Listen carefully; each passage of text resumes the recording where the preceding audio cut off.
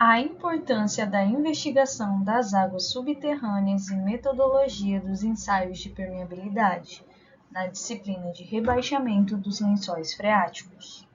A importância da investigação das águas subterrâneas antes de fazer uma escavação. O desenvolvimento das cidades está associado ao aumento na procura da água, e a utilização das águas subterrâneas elas podem acontecer de forma direta, como fonte de abastecimento, ou de forma indireta, que é o caso do rebaixamento dos lençóis freáticos na construção de obras civis subterrâneas. Essas atividades elas estão relacionadas a potenciais impactos cujas consequências elas podem variar de praticamente insignificantes, quando elas são aplicadas em atividades que ocorrem isoladamente, a irreversíveis, quando elas ocorrem de forma conjunta e ainda mais em regiões costeiras. A construção de subsolos, de edifícios, de barragens, túneis e galerias, ou seja, diversas obras civis, elas requerem escavações abaixo do lençol freático. Quando as escavações das construções atingem o nível do lençol, trazendo como consequência o afloramento das águas subterrâneas, é necessário o rebaixamento da mesma para que o local mantenha-se seco para a execução das obras. O que influencia?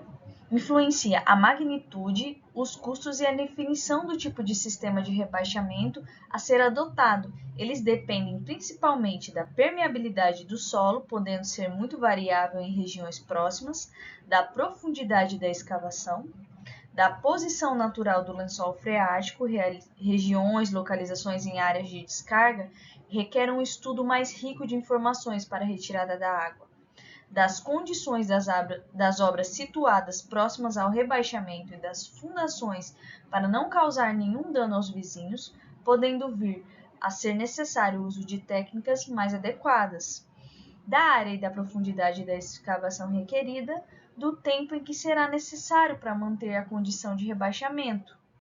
Para verificar a existência da possibilidade de recalques provenientes do rebaixamento do lençol freático, deve-se inicialmente conhecer as diferentes camadas, espessuras, distribuição e comportamentos dos diversos solos afetados pelo provável ou possível rebaixamento do lençol freático.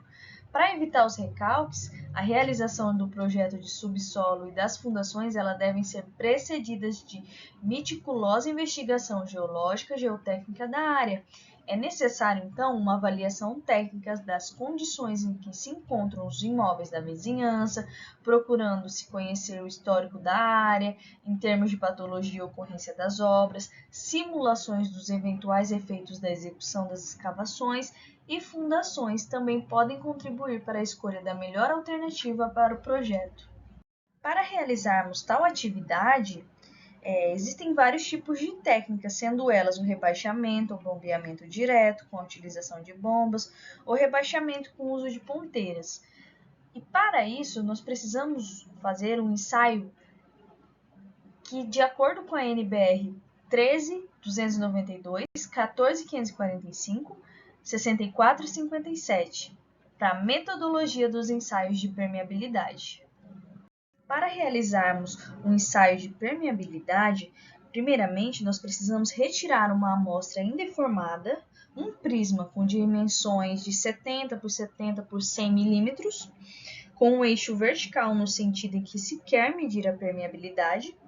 Coloca-se este prisma de solo em um berço, alisa-se a base e o topo da amostra até que se obtenha superfícies planas e paralelas. Logo em seguida, coloca-se a amostra assim preparada no torninho de talhagem e alisa-se a superfície lateral, até que se obtenha um cilindro com as dimensões de 50 milímetros de diâmetro e 80 milímetros de altura. Durante o processo de talhagem do corpo de prova, retira-se a quantidade de material necessário à determinação de pelo menos 3 teores de umidade do solo. Utilizando-se paquímetro, se determinam em posições diferentes 3 medidas de diâmetros e de altura de corpo de prova. Para amostras deformadas, ou seja, corpo de provas compactados em laboratório, os itens A, B, C e D não são necessários. Determina-se, então, a massa de corpo de prova, coloca-se a parafina na superfície lateral do corpo, a fim de evitar percolação da água radialmente, coloca-se na base do permeâmetro uma camada de material granular de granulometria uniforme e permeabilidade superior à do corpo de prova, com espessura de ordem de 20 milímetros. Ela servirá de apoio ao corpo de prova. Apoia-se o corpo de prova sobre a camada do material granular, tomando cuidado para que não fique na vertical. Coloca-se parafina, não muito quente à sua volta, até que a altura de 1/4 do corpo de prova. Coloca-se uma pasta de betonita envolvendo o corpo de prova até 1/4 da sua altura. Coloca-se parafina até completar a altura do corpo de prova e coloca-se sobre o corpo de prova uma camada de material granular com uma espessura de 20 milímetros. A saturação do corpo de prova deverá ser feita por processo de circulação da água ou por saturação por compensação. E então, realizamos um ensaio de carga constante e um ensaio de carga variável. Os cuidados para evitar as leituras erradas durante um ensaio de permeabilidade: a vedação adequada, a eliminação de vazios, a estabilidade do sistema, a calibração dos instrumentos, os registros de dados e os controles de variação.